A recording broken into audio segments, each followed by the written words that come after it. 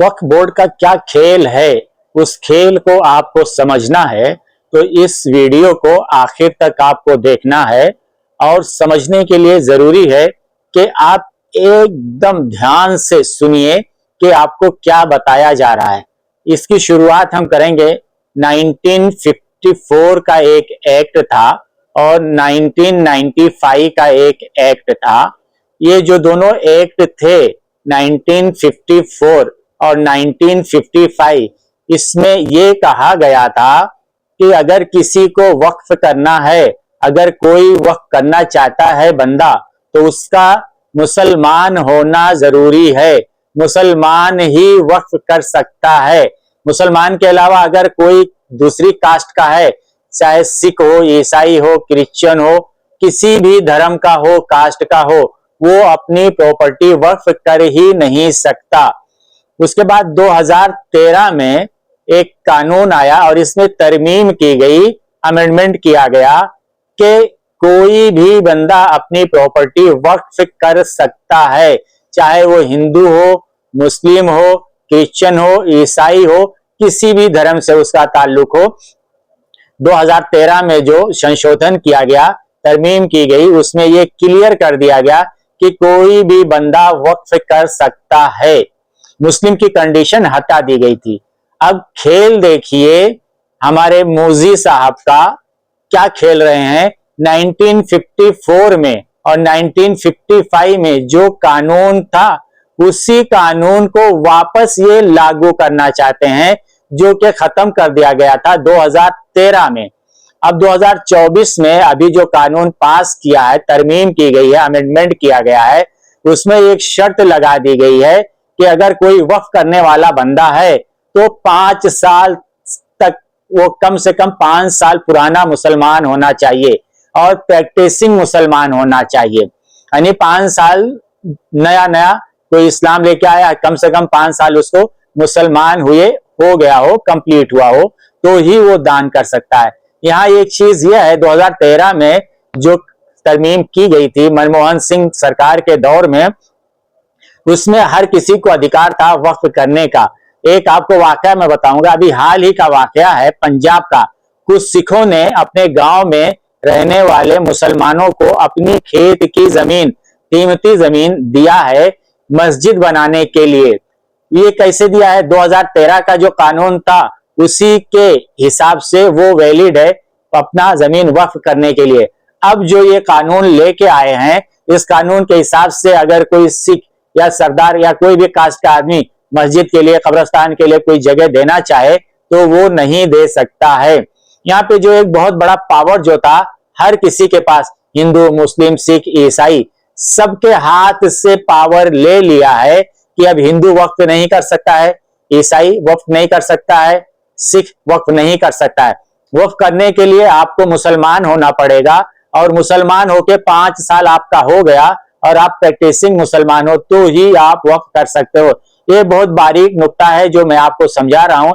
एक बहुत बड़ा अधिकार जो कि 2013 का कानून दे रहा था सारे हिंदुस्तानियों को, वो सारे हिंदुस्तानियों से वक्फ का वो अधिकार छीन कर मोदी सरकार ने ये अधिकार सिर्फ मुसलमानों को दे दिया है कि सिर्फ मुसलमान ही वक्फ कर सकते हैं, बाकी कोई दूसरी कास्ट का बंदा वक्फ नहीं कर सकता है। अब और आगे हम बढ़ते हैं तो सबसे ज्यादा जो वक्फ की प्रॉपर्टी है 27%, वो यूपी में है, उत्तर प्रदेश में। और एक और दिलचस्प बात आपको बताऊं कि हमारे देश में 32 वक्फ बोर्ड्स हैं, अलग अलग स्टेट में, अलग अलग जगहों पे 32 वक्फ बोर्ड्स हैं। और वक्फ बोर्ड में अगर किसी भी तरह का कोई मामला, डिस्प्यूट होता है, इख्तलाफी होता है और मुतनाज़े होता है, तो उसको हल करने के लिए वक्फ ट्रिब्यूनल है। वक्फ जो ट्रिब्यूनल है उसको भी आप अच्छे से समझ लीजिए कि वक्फ ट्रिब्यूनल जो होता है उसके अंदर जो हेड होता है, डिस्ट्रिक्ट लेवल के जो जज होते हैं वो उसके हेड होते हैं। और इस तरह से जो वक्फ ट्रिब्यूनल है जो कि वक्फ की प्रॉपर्टी का डिसीजन लेता है, फैसला करता है, वो सिटिंग जो जज होता है डिस्ट्रिक्ट लेवल का, वो जज उसमें अपॉइंट होते हैं और वो जज उसमें डिसीजन लेते हैं। इस तरीके से हमारे देश में 80 ट्रिब्यूनल हैं, वक्फ के ट्रिब्यूनल, जो कि वक्फ की जो इख्तलाफी प्रॉपर्टी होती है, मुतनाज़े जो जायदाद होती है, उसका फैसला करता, वो भी डिस्ट्रिक्ट लेवल का। वो निजाम बहुत ही अच्छा था। अब उस निजाम को छीन कर खत्म करके किसको कर दिया है, जो कलेक्टर होता है डिस्ट्रिक्ट का, उसके हाथ में कर दिया है कि कलेक्टर जो डिसीजन लेगा, कलेक्टर का ही फैसला आखिरी फैसला होगा। इस जो कानून है, इस कानून के अंदर बहुत सारी चीजें हैं जो कि संविधान से हमारे टकराती हैं। संविधान से कई एक जो है धाराएं हैं उससे टकरा रही हैं। ये जो कानून लेके आए हैं अभी मोदी साहब ने, आर्टिकल 14, आर्टिकल 15, आर्टिकल 25 और आर्टिकल 26, आर्टिकल 300, ये धाराएं जो हैं सीधे सीधे टकराती हैं इससे।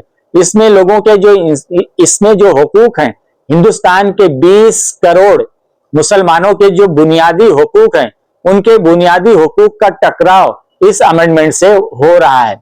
इसके लिए अभी 16 पेटिशंस सुप्रीम कोर्ट में दाखिल कर दी गई है और उसकी सुनवाई के लिए सुप्रीम कोर्ट ने उसको एक्सेप्ट भी किया है। इन लोगों ने जल्दबाजी में नोटिफिकेशन भी निकाला, कानून भी पास किया और सदर जमहूरिया से जो राष्ट्रपति हैं उनसे साइन लेके उसको जो है लागू भी कर दिया है। लेकिन 16 पेटिशन इसके अंदर हैं जो कि चैलेंज किया है इसको सुप्रीम कोर्ट में। आने वाले दिनों में देखिए ये क्या होता है इसका, और कुछ डिटेल्स है वो मैं आपको बताऊं। ये लोग जो कहते हैं कि वक्फ बोर्ड के पास में 8 लाख एकड़ प्रॉपर्टी है, 8 लाख एकड़, ये भी जो कह रहे हैं इसकी हवा आप इस तरह से निकल जाती है कि तमिलनाडु में 4,74,000 एकड़ जमीन मंदिरों के पास में है।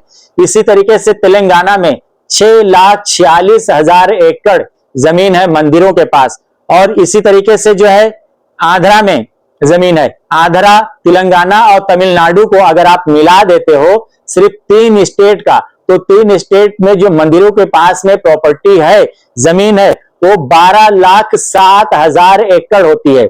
और इसके अंदर अगर तिरुपति बालाजी की जो प्रॉपर्टी है उसको अगर मिला देते हो तो जस्ट वक्फ बोर्ड के पास में जो जमीन है 8 एकड़, उसकी जस्ट डबल 16 एकड़ जमीन, 16 लाख एकड़, 16 लाख एकड़ जमीन इन मंदिरों के पास हो जाती है, सिर्फ 4 स्टेट के मंदिरों में, जस्ट डबल।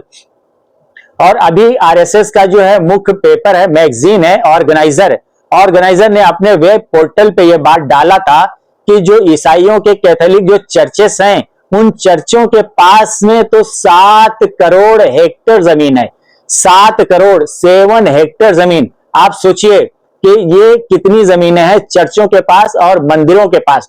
लेकिन ये लोगों ने टारगेट किसको किया, पहले मुसलमानों को टारगेट करने के पीछे एक बहुत बड़ा रीजन ये है कि गवर्नमेंट किसी भी तरह का कोई भी कानून लेके आती है तो मुसलमानों को पहले टारगेट इसलिए किया जाता है कि फिरका परस्तों के सामने जो सबसे बड़ी और मजबूत दीवार खड़ी है वो मुसलमानों की है। अगर इस मजबूत दीवार और इस मजबूती के साथ जो डट कर मुकाबला करने वाले लोग हैं फिरका परस्तों से, अगर इस दीवार को फिरका परस्तों ने गिरा दिया, उसे कमजोर कर दिया, तो फिर जो दूसरी माइनॉरिटीज हैं उनको खत्म करने में इनको वक्त नहीं लगेगा।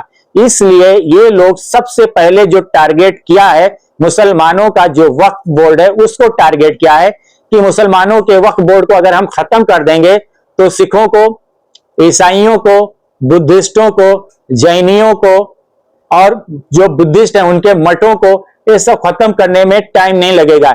एक चुटकी में ये सब चीजें हम खत्म कर देंगे। ये आरएसएस की आइडियोलॉजी है, बीजेपी की आइडियोलॉजी है, फिरका परस्त जहनियत रखने वाली लोगों की सोच है। और ये जो फिरका परस्त सरकारें हैं और जो उनके एनजीओ हैं, तंजीमें, ये सबकी सोच यही है कि पहले मुसलमानों को टारगेट करो। अगर हम मुसलमानों को टारगेट करके और उनको कमजोर कर दिए तो बाकी सब किसी खेत की मूली नहीं है, उनको हम हंसते खेलते हुए मैदान से हटा देंगे। ये बहुत बड़ी साजिश है और इस साजिश को हिंदुस्तान के हर नागरिक को समझना होगा, चाहे वो हिंदू हो, मुस्लिम हो, सिख हो, ईसाई हो, यहूदी हो, बुद्धिस्ट हो, कोई भी जात धर्म कास्ट का हो, सबको समझना होगा कि निशाने पे सब हैं। पहला निशाना मुसलमानों को बनाया गया है, आगे आने वाले दिनों में सब इनके निशाने पे आएंगे। ये कुछ हकीकत थी, सच्चाई थी जो हमने आपके सामने रखी है और इसमें सबको सावधान होने की जरूरत है। हजरत अली का एक कौल मुझे याद आ रहा है। हजरत अली कहते थे कि कुफ्र के साथ आप थोड़ी दूर चल सकते हो, कुफ्र के साथ आप थोड़ी दूर चल सकते हो, लेकिन अगर जुल्म का निजाम है, कोई जालिम राजा है, बादशाह है, हुकूमत है, तो उस जालिम राजा, बादशाह और हुकूमत के साथ आप चंद कदम भी नहीं चल सकते हो। इसलिए कि जो जालिम सरकारें होती हैं उनसे टकराने की बात आए तो टकराना जरूरी हो जाता है। अगर जालिम सरकारों के साथ टकराएंगे नहीं, अपनी आवाज उठाएंगे नहीं, तो ये सरकारें आग लगा देंगी, देश को जला देंगी, देश की जनता के खून से होली खेलेंगी। इनको खून पसंद है, होली पसंद, खून की होली पसंद है, आग पसंद है। इनको शांति और चैन नहीं पसंद है। ये किसके मानने वाले लोग हैं? गोडसे के मानने वाले लोग हैं, जो कि गोली से किसी की भी जान ले लेता था। समझे? ये आज गांधी के देश में, अंबेडकर के देश में, बुद्ध के, गौतम बुद्ध के देश में इन सब चीजों के लिए कोई जगह नहीं है। यहां एक बात और मैं ऐड करूंगा कि मुस्लिम पर्सनल लॉ बोर्ड ये कहता है कि हम कानूनी तरीके से और जमहूरी तरीके से वक्फ के ताल्लुक से जो लड़ाई है हम लड़ेंगे, कानूनी लड़ाई लड़ेंगे और जमहूरी लड़ाई लड़ेंगे।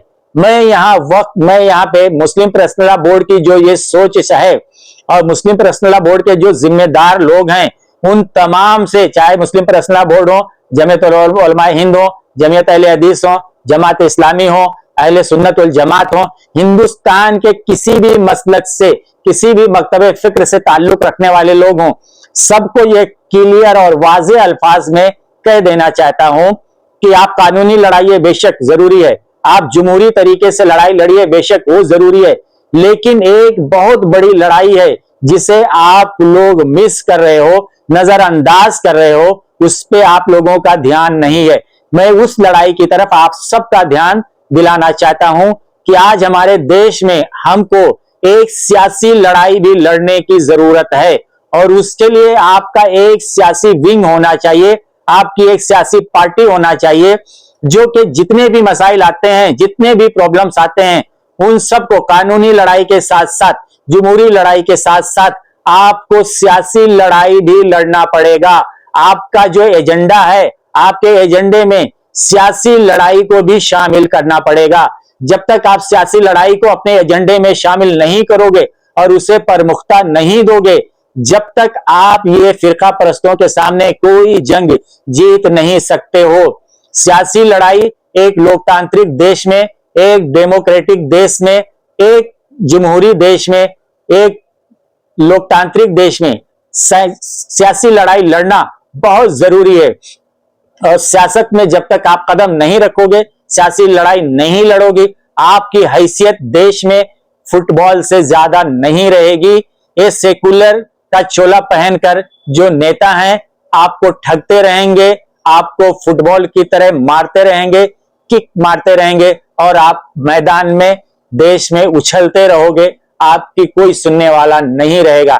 इसलिए अगर आप देश में इज्जत की जिंदगी, वकार की जिंदगी, शान की जिंदगी, ऐश की जिंदगी, शांति, चैन, सुकून की जिंदगी जीना चाहते हो, तो सियासी जो मैदान है उसमें भी आपको कदम रखना होगा और आपको सियासी लड़ाई भी लड़ना होगा। जब तक आप सियासी लड़ाई नहीं लड़ोगे, कानूनी लड़ाई लड़ते लड़ते आपकी नस्लें बर्बाद हो जाएंगी, जमहूरी लड़ाई लड़ते लड़ते आपकी नस्लें बर्बाद हो जाएंगी, कुछ नहीं हासिल होगा। अगर आपको कुछ हासिल करना है तो उसके लिए आपको सियासी लड़ाई लड़ना बहुत जरूरी है। बहुत बहुत धन्यवाद। जय हिंद।